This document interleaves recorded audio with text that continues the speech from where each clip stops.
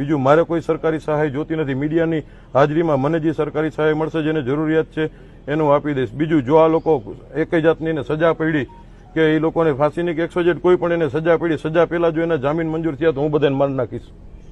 મારે આગળ પાછળ કાંઈ છે નહીં. હવે હતું એ મારું વયું ગયું છે. હવે આને તમે ધમકી સમજો તો છૂટ છે. મીડિયાને જે રીતના છાપવું એવી રીતના છૂટ. મીડિયાને જેવી રીતના છાપવું હોય અને જે કાંઈ ચટણી મસાલા નાખીને તોય છૂટ છે, અને સીધી રીતના છાપવું, બાપની વેદના સમજીને છાપવું હોય તો છૂટ છે. જો આ લોકો જામીન ઉપર છૂટ્યા એટલે હું એકને જીવતા નહીં. જેમ અમારા કોઈ પરિવારના ઓળખ પરેડ નથી થતી ને એમ આ કોઈની ઓળખ પરેડ હું નહીં થવા દઉં. અને આ કોઈ જાતની ખાલી કહેવાની ધમકી નથી.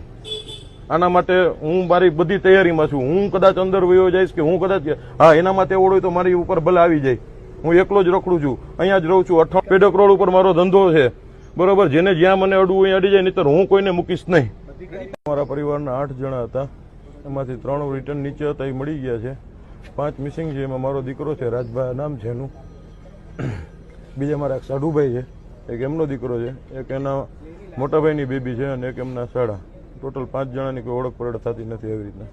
પ્રદીપભાઈ, આ બધા જે ફેમિલી મેમ્બર છે ક્યારે ઘરેથી નીકળ્યા હતા? 4 વાગ્યા આસપાસ નીકળ્યા હતા ઘરેથી, અને પહોંચ્યાને 15-20 મિનિટમાં જ એવી રીતના અહીંયા જે કંઈ ફાયર ફેટકું ને બધું થઈ ગયું છે એનું. જ્યારે આગ લાગી ત્યારે કોઈ પણનો આપને ફોન આવ્યો હતો કે આપ નીચેથી એના બીજા જે અમારા 3 ફેમિલી મેમ્બર હતા ફોન આવ્યો કે આવી રીતના શોર્ટ સર્કિટ કે આગ લાગી છે, અને ઉપર બધા ભડાકા ધુવાણા ને એવું થાય છે, પણ કોઈ કાંઈ ફાયર બ્રિગેડ કે કાંઈ આવ્યું નથી. અને આ લોકો કોઈ અહીંયાથી કાંઈ જવાબ દેતા નથી. 20-25 જણા હતા, એમાંથી લોકો દરવાજા બંધ કરી નીકળી ગયા. મારા સાઢુભાઈ ને એમના સાડા બે નીચે હતા, એ બચાવવા માટે ઉપર ગયા. આ લોકોએ પાછળથી દરવાજો બંધ કરી દીધો કાચનો. એ વિડીયોમાં આવે છે, એ ઇન્સ્ટામાં કોઈ રીલમાં જોયો છે મેં, અને એ પછી નીચે નથી ઉતરી ગયા. આ ગેમ ઝોનની મોટી બેદરકારી એક પણ સામે આવી છે, એને લઈને શું કહેશો?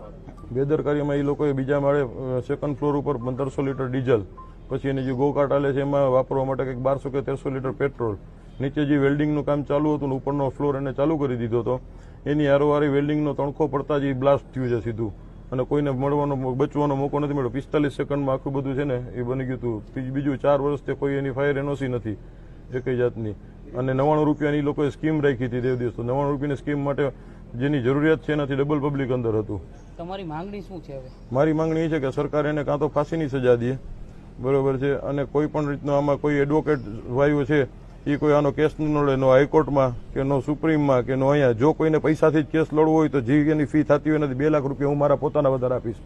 તમારા પરિવારમાંથી કેટલા સભ્યો ત્યાં ગયા હતા? કેટલા? 8 જણા ગયા હતા, એમાં મળી આવ્યા? 8 ગયા હતા, એમાંથી 5 મિસિંગ છે, 3 મળી આવ્યા છે. અધિકારીઓ મારે કોઈ અધિકારી યારે કોઈ લેવાનું. હું સરકારને એટલું કહેવા માંગુ છું કે આ લોકોને કડકમાં કડક સજા થવી જોઈએ. નહીતર આ લોકો દર વખતે આવી રીતના એક દી મોરબીની પુલની ઘટના બને છે, એક દી બોટ ઊંધી વળી જાય છે, એક દી એવી રીતના ફાયર વળી જાય તો કોઈના દીકરા છે, કોઈના છોકરા છે, કોઈનું ફેમિલી છે, 5-5 જણા વયા જાય છે, છતાં એવી કઈ વસ્તુનું એક્શન લેવાતું નથી. અને હવે સરકાર એક્શન ન લે તો હવે પબ્લિક એક્શન લેશે. હું તમને લઈને દેખાડીશ. જો એના જામીન મંજૂર થાય, બરોબર છે, અને નો હું પૂરા કરી દઉં તો હું મારા બાપના પેટનો નહીં. તમારે જ્યાં છાપવું હોય જેવી રીતના છાપવું, એને ધમકી સમજો તો છૂટ છે, અને વેદના સમજો તો છૂટ છે. હું કોઈને મૂકીશ નહીં જો આમાંથી કોઈ જામીન ઉપર છૂટ્યા તો.